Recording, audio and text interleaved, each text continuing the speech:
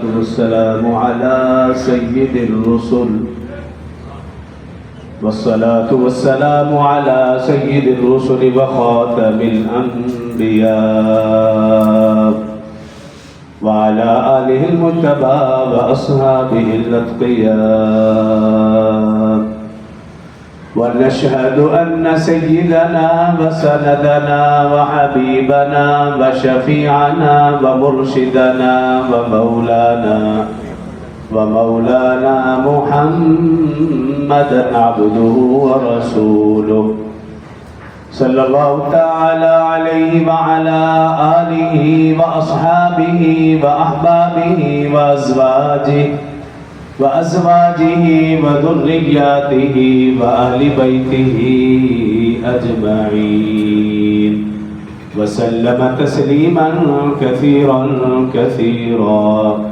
أما بعد فأعوذ بالله من الشيطان الرجيم بسم الله الرحمن الرحيم يا أيها الذين آمنوا كتب عليكم الصيام كما كتب على الذين من قبلكم لعلكم تتقون قال النبي صلى الله عليه وسلم الصوم لي وأنا أجزي به قال النبي صلى الله عليه وسلم تخلقوا بأخلاق الله أو كما قال عليه الصلاة والسلام صدق الله العظيم وصدق رسوله النبي الكريم ونحن على ذلك لمن الشاهدين والشاكرين والحمد لله رب العالمين. تمام احباب ایک مرتبہ مل کر نماز والا درود شریف بآواز بلند پڑھ لیں. اللهم صل على محمد وعلى آل محمد كما صليت على إبراهيم وعلى آل إبراهيم إنك حميد مجيد. اللهم بارك على محمد وعلى آل محمد كما باركت على إبراهيم وعلى آل إبراهيم إنك حميد مجيد.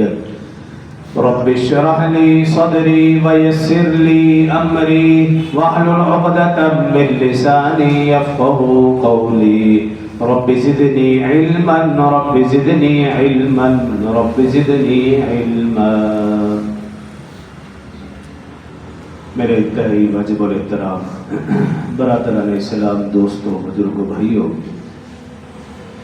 اللہ رب العزت کا کروڑہا انعام و احسان ہے کہ اس نے ہمیں زندگی میں ایک مرتبہ پھر رمضان المبارک پھر جمعۃ المبارک کا دن اور مہینہ نصیب فرمایا. اللہ رب العزت کی بارگاہ میں عاجزانہ التجا و التماس ہے کہ حق تعالی ہماری زندگیوں میں بار بار یہ مہینہ نصیب فرمائے، اور اگر یہ ہماری زندگی کا آخری رمضان ہے تو اسی کو قبول فرما کر ہم سب کی بخشش اور نجات کا ذریعہ بنائے. آمین. محترم سامعین، آپ نے دیکھا ہوگا، مشاہدہ کیا ہوگا، ویرانوں میں، بیابانوں میں، جنگلوں میں جہاں آبپاشی کا پانی پہنچانے کا نظام نہیں ہوتا، انسان اپنے تمام تر مادی وسائل کے باوجود پانی پہنچانے سے قاصر ہوتا ہے. لیکن جب کبھی ابر رحمت برستا ہے، بارش برستی ہے، تو جنگلوں میں، ویرانوں میں، بیابانوں میں گھاس اگاتی ہے. مردہ اشجار کی کوپلیں نکل آتی ہیں، مرجھائے ہوئے درخت ہریالی کا لبادہ اوڑھ لیتے ہیں. بالکل اسی طرح جب رمضان المبارک کا مہینہ آتا ہے، اس مہینے کی آمد سے گھروں میں، جنگلوں میں، مساجد میں، خانقاہوں میں، بنگلوں میں، کوٹھیوں میں، دکانوں سے، کارخانوں سے ہر طرف بندے بارگاہ عالم کی طرف متوجہ ہو جاتے ہیں، عبادت میں مشغول ہو جاتے ہیں. مسجدیں پہلے بھی تھی گھر پہلے بھی تھے، نمازی پہلے بھی تھے، مکین پہلے بھی تھے، لیکن اس مہینے کی رحمت اور برکت سے ہر گھر سے، مسجد سے، خانقاہ سے، دکان سے قرآن کی صدائیں بلند ہونے لگتی ہیں۔ اس مہینے کی رحمت کا اندازہ آپ اس بات سے لگائے، پورا سال بندہ خدا کی رحمت کو تلاش کرتا ہے، اس مہینے میں خدا کی رحمت بندوں کو تلاش کرتی ہے۔ پورا سال اگر خدا کی رحمت تقسیم ہوتی ہے تو اس مہینے میں خدا کی رحمت لوٹائی جاتی ہے، بلکہ برسائی جاتی ہے۔ شرط یہ ہے کہ ایمان ہو۔ ایمان ہوگا تو اس مہینے میں ایمان کی چنگاری سلب اٹھے گی، گناہگار سے گناہگار بندہ بھی عبادت کی طرف متوجہ ہوگا، اللہ کے گھر کی طرف رجوع کرے گا، ذکر و اذکار تسبیحات کی طرف متوجہ ہوگا۔ شرط یہ ہے کہ ایمان ہو، اور ایمان کے ساتھ ساتھ دوسری شرط یہ ہے کہ اعمال صالحہ کی توفیق بھی ملے۔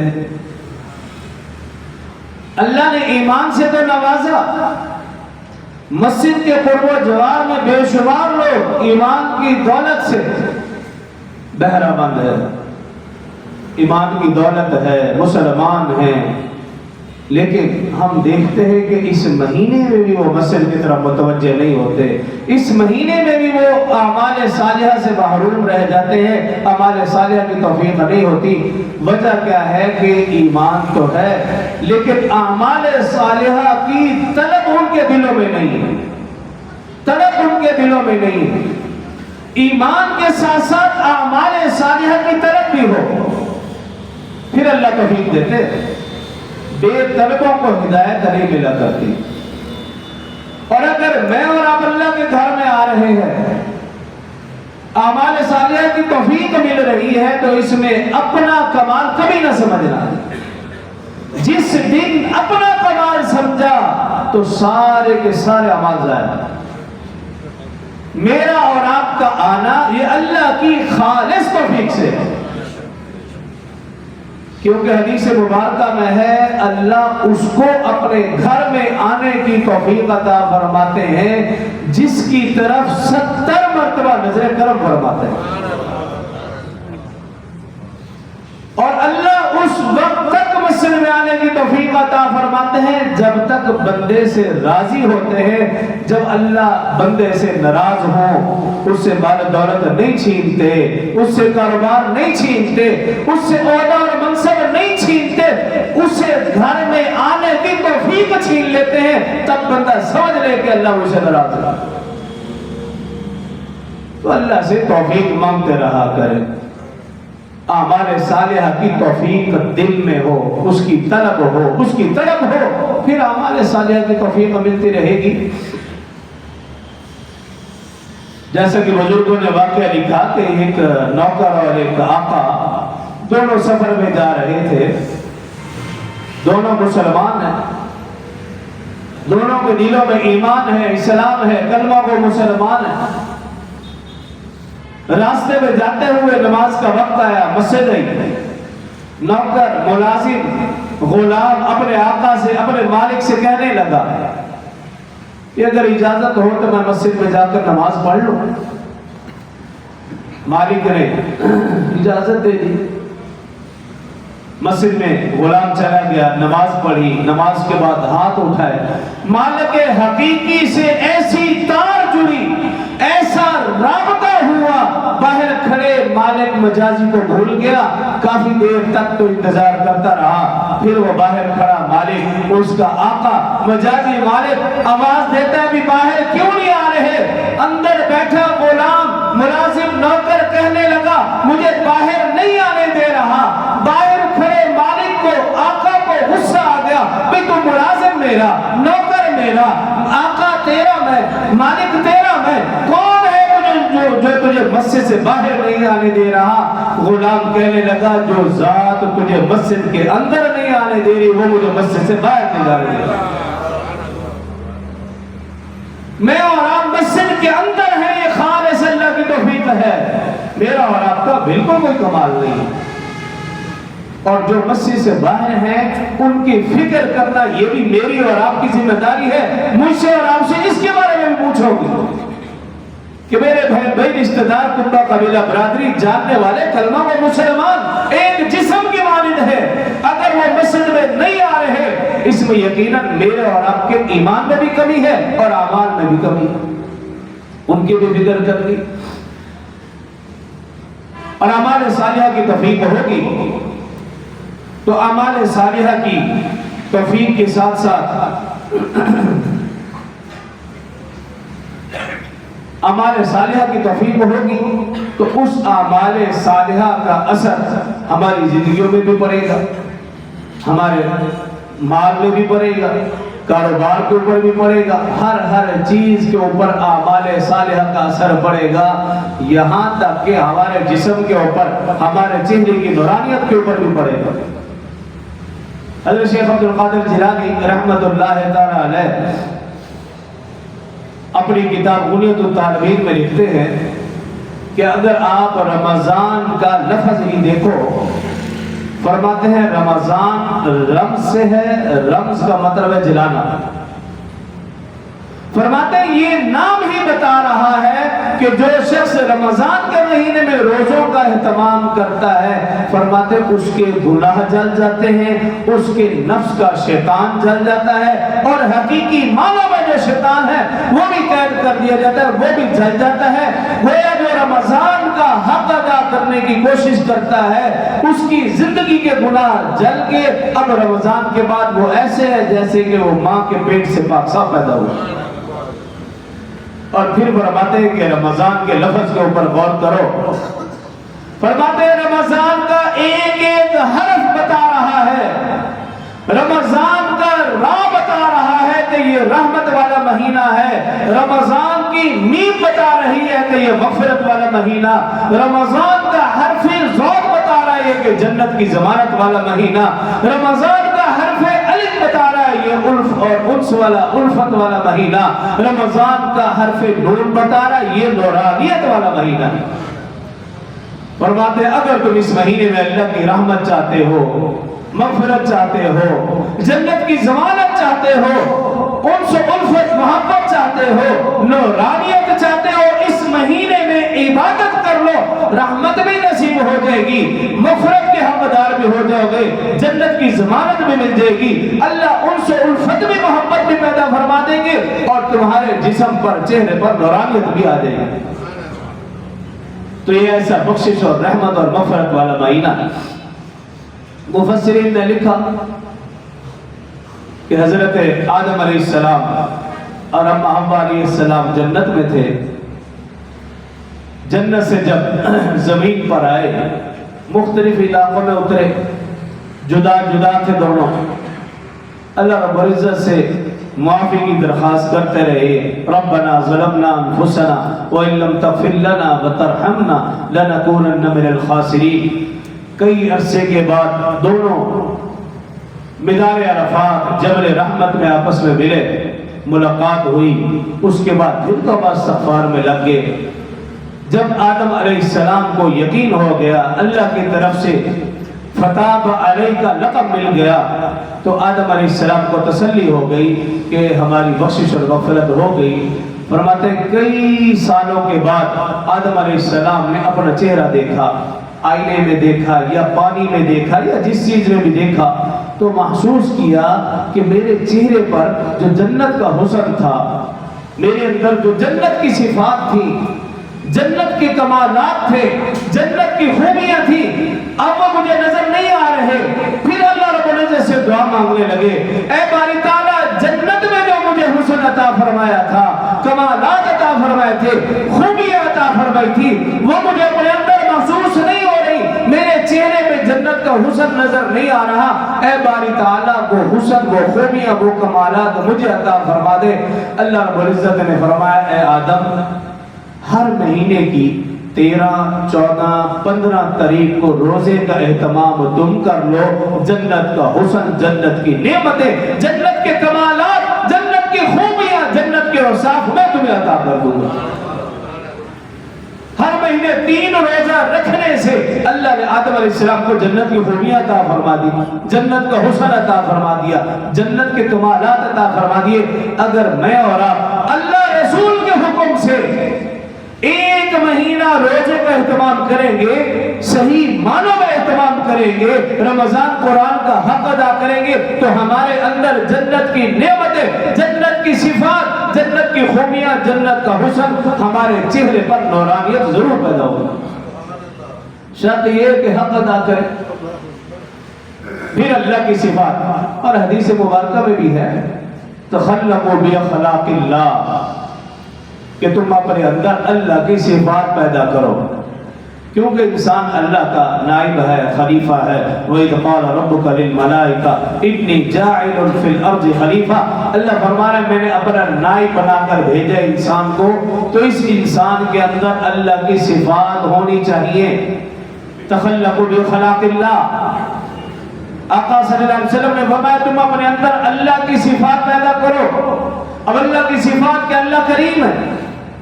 اب یہ صفت میرے اور آپ کے اندر بھی ہو کہ ہم لوگوں کے ساتھ نرمی والا معاملہ کریں، سختی والا معاملہ نہ کریں، نرمی والا معاملہ کریں گے۔ یہ اللہ کی صفت ہے جو ہمارے اندر آ گئی۔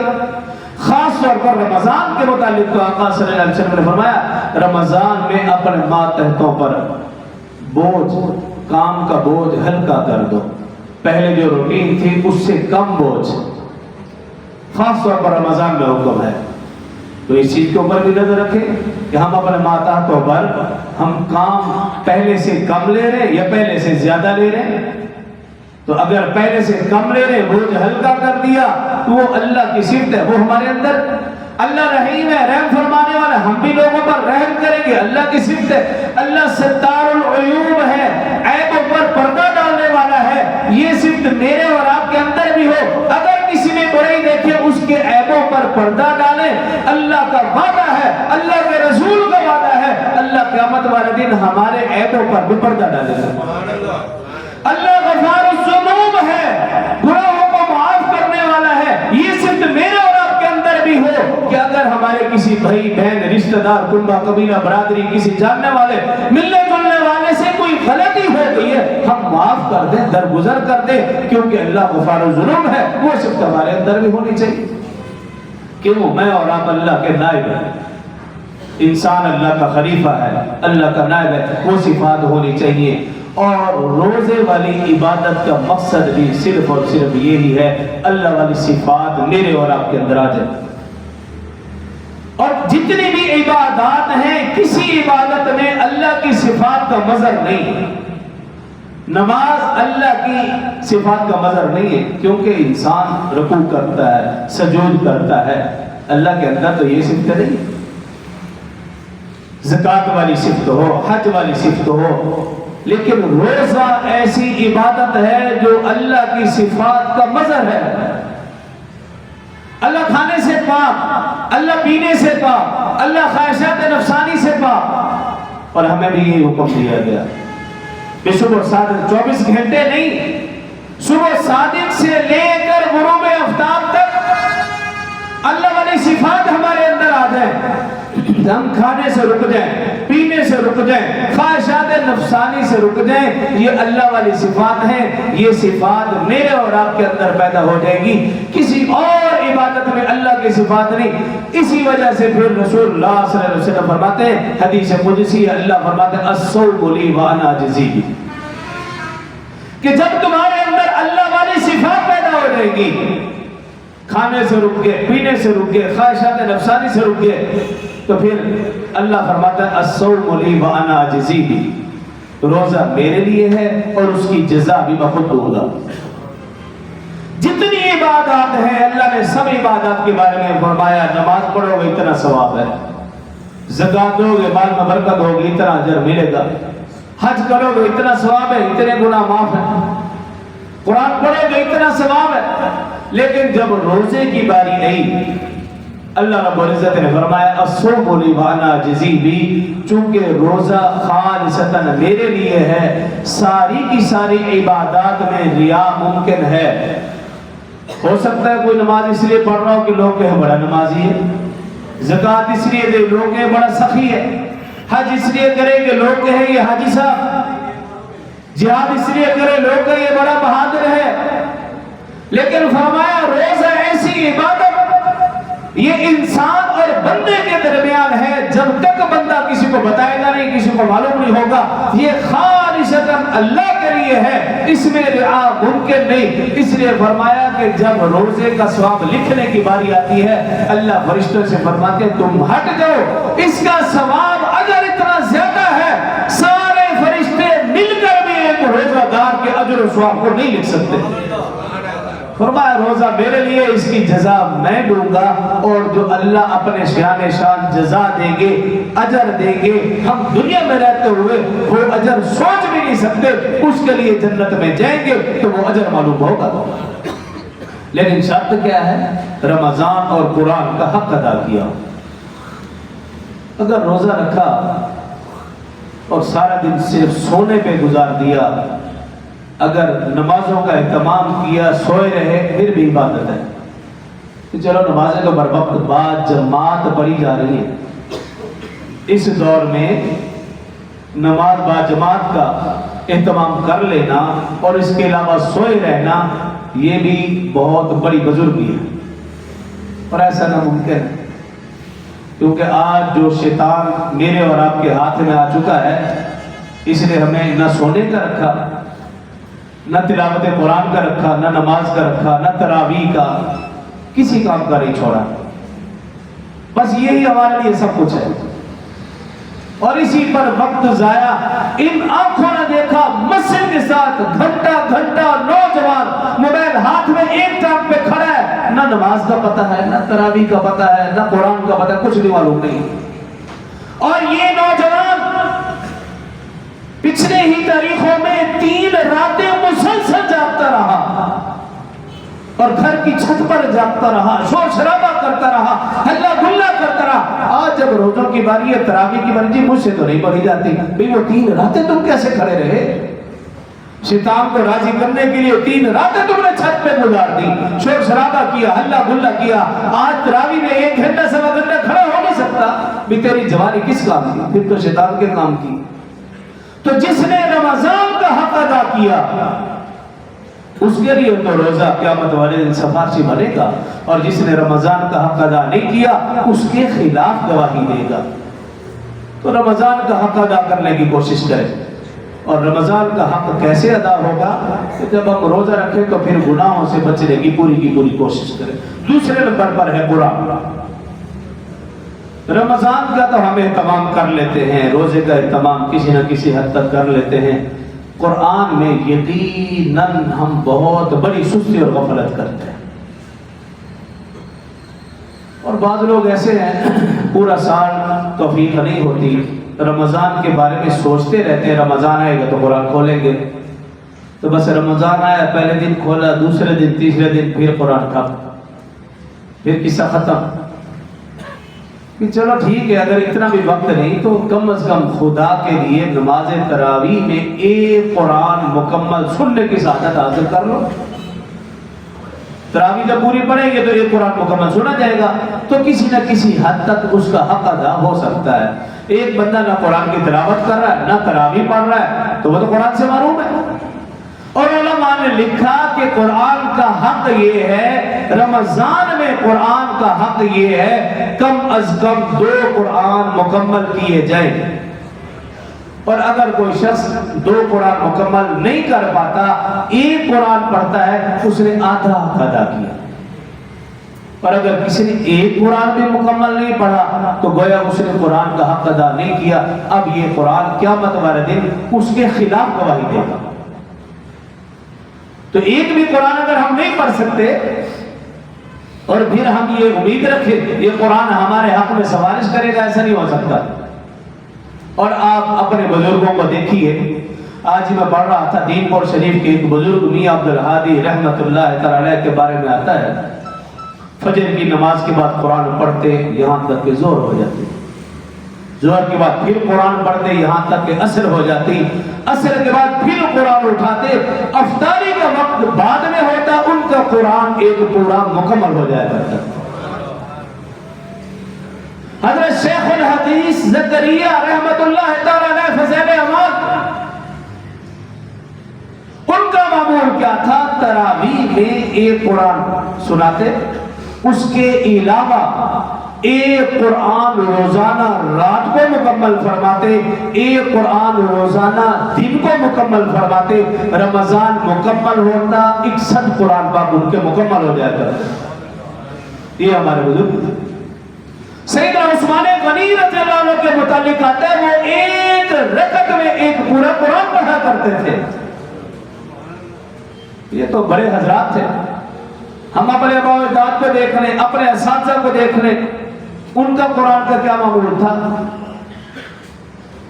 ہم اپنا بچپنا دیکھ لیں، جو بڑے حضرات ہیں وہ اپنا بچپنا دیکھیں۔ مجھے آج بھی یاد ہے اچھی طرح کہ جب ہمارا بچپنا تھا تو ہمارا قرآن کا سپاروں کا مقابلہ ہوتا تھا۔ رمضان میں بھی دیکھتا ہوں کہ میں تم سے زیادہ قرآن پڑھوں گا، میں تم سے زیادہ سپارے پڑھوں گا، اور آج وہ کیفیت ہمارے اندر سے، بچوں کے اندر سے، بڑوں کے اندر سے بالکل ختم ہو چکی ہے۔ ہم دیکھتے ہیں بڑے قرآن کا اہتمام نہیں کرتے تو پھر چھوٹوں سے کیا امید لگائی جائے؟ چھوٹوں سے امید لگانا، چھوٹوں سے توقع کرنا، یہ بے وقوفی ہے، یہ خام خیالی ہے۔ تو رمضان اور قرآن کا حق ادا کریں گے تو یہ رمضان اور قرآن قیامت والے دن ہمارے حق میں سفارش کرے گا۔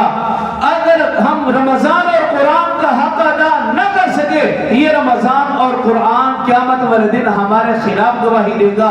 قرآن پاک 19واں سپارہ اللہ رب العزت نے ارشاد فرمایا، وقال الرسول یا رب ان قوم اتخذوا هذا القرآن مهجورا۔ اللہ رب العزت فرمائے قیامت والے دن قرآن کہے گا، اے باری تعالی آپ کی اس قوم نے، وقال الرسول یا رب ان قوم اتخذوا هذا القرآن مهجورا، اس قوم نے مجھے چھوڑ دیا تھا، مجھے پڑھنا چھوڑ دیا تھا، مجھے سیکھنا چھوڑ دیا تھا، میرے اوپر عمل کرنا چھوڑ دیا تھا۔ اے باری تعالی آج میں اس کے خلاف گواہی دے رہا ہوں، تو بھی اس کو کہیں کا نہ چھوڑ۔ حدیث میں آتا ہے اللہ ایسے شخص کو جہنم میں ڈال دے گا۔ تو آج موقع ہے، ابھی دوسرا روزہ ہے، ایک مہینہ ابھی 28 دن پورے ہیں، ابھی ترتیب بنا لیں گے قرآن کے متعلق تو کسی نہ کسی حد تک ہم منزل تک پہنچ سکتے ہیں۔ پر اگر اب بھی ترتیب نہ بنے، غفلت، سستی، کمی کوتاہی کا شکار ہوئے تو پھر جیسے جیسے دن گزرتے جائیں گے تو پھر قرآن کا حق ادا نہ ہو سکے گا، رمضان کا حق ادا نہ ہو سکے گا۔ اس لیے رسول اللہ صلی اللہ علیہ وسلم نے فرمایا بد نصیب اور بدبخت ہے وہ شخص جس نے رمضان کا مہینہ پایا اپنی بخشش اور مغفرت نہ کروا سکا۔ تو آج ہمارے پاس موقع ہے، اور خاص طور پر سحری اور افطاری، یہ دو موقع ایسے ہیں کہ ان اوقات میں ہم اپنے لیے دعاؤں کے لیے وقت ضرور نکالیں۔ ان دو موقعوں پر دعاؤں کا معمول بنا لیں۔ آج میرے اور آپ کی زندگیوں سے سب سے بڑی جو کمی کوتاہی ہے وہ دعا نہ کرنے کی ہے۔ ہم دعا کرتے ہی نہیں، کرتے ہیں تو رسمان لفظاً ادا کرتے ہیں، اللہ پاک سے دعا مانگتے نہیں۔ اس لیے جب گھر میں ہوں، تنہائی میں ہوں، اس وقت اللہ پاک سے مانگے۔ خاص طور پر ان دو اوقات میں سحری اور افطاری، یہ دو وقت ہیں اللہ تعالیٰ سے مانگنے کے، کیونکہ حدیث مبارکہ میں ہے ان دونوں اوقات میں جو بھی دعا مانگی جائے اللہ تعالیٰ ہر حالت میں، ہر صورت میں اسے قبول فرماتے ہیں۔ ان دو وقتوں کو ہم ضائع کر دیتے ہیں۔ افطاری کے وقت کھانے پینے کی تیاری میں ضائع کر دیتے ہیں، سحری میں اٹھتے ہی تاخیر سے ہیں، نہ تہجد کی نماز کا اہتمام ہے، نہ تلاوت قرآن کا اہتمام ہے، نہ ہی تسبیحات کا، ذکر و اذکار کا، دعاؤں کا اہتمام نہیں۔ جب ہم اپنے بڑوں کو دیکھتے ہیں وہ ہمیں کتنی دیر پہلے اٹھایا کرتے تھے اور ان کا معمول کیا تھا، اس وقت ہمارا معمول کیا تھا۔ آج میری اور آپ کی ذمہ داری ہے ہم اپنے گھر کا ماحول ایسے بنائیں جیسے ہمارے بڑے ہمیں ماحول دے کر گئے تھے، تو پھر ہماری اولاد کے اندر، ہماری نئی نسل کے اندر کچھ نہ کچھ اچھائیاں پیدا ہو جائے گی۔ اگر میں اور آپ سستی غفلت کرتے رہے، خود بھی تاخیر से उठे वो भी तखीर से उठे, पूरे वक्त पर उठाया, और ना तहज्जुद का एहतमाम, ना जिक्र अज़कार का एहतमाम, ना तस्बीहात का एहतमाम, किसी चीज़ का एहतमाम नहीं, तो फिर यही होगा कि आने वाला वक्त ऐसा आएगा कि ये हमारी औलाद, ये नई नस्ल रोजे से भी हाथ धो बैठेगी।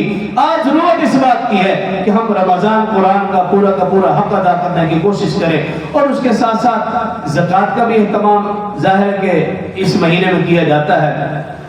गुज़श्ता जुमे भी मैंने अर्ज किया था, कोशिश की जाए कि रमज़ान से पहले, लेकिन अब रमज़ान शुरू हो चुका, जो हजरत ज़कात अदा करते हैं उनका जिम्मा ये है कि बर वक्त अदा करने की कोशिश करें, ताकि जो मुस्तहिकीन ज़कात है उन तक बर वक्त राशन या ज़रूरत की चीज़ पहुँच जाए। और ख़ास तौर पर आप देखते हैं इस महीने में, इन दिनों में मदारिस के हवाले से उलमा इकराम तशरीफ़ लाते हैं, तो उनका भी भरपूर ताउन किया करें। अगला जुमा भी ख़त्म नबूवत के हवाले से हज़रात तशरीफ़ लाएंगे, भरपूर ताउन करना है। और इस जुमे भी हमारे साथी है, हमारे साथ पढ़ते रहे हैं जमे शरीफे में 8 साल, तो नमाज के बाद, जुमे के बाद वो खड़े होंगे, उनके साथ सदका ज़कात खैरात के साथ ज़रूर एहतमाम करें। जो कहा सुना अल्लाह समझने और अमल की तौफीक अता फरमाए। वाखिर दावाना अल्हम्दुलिल्लाह।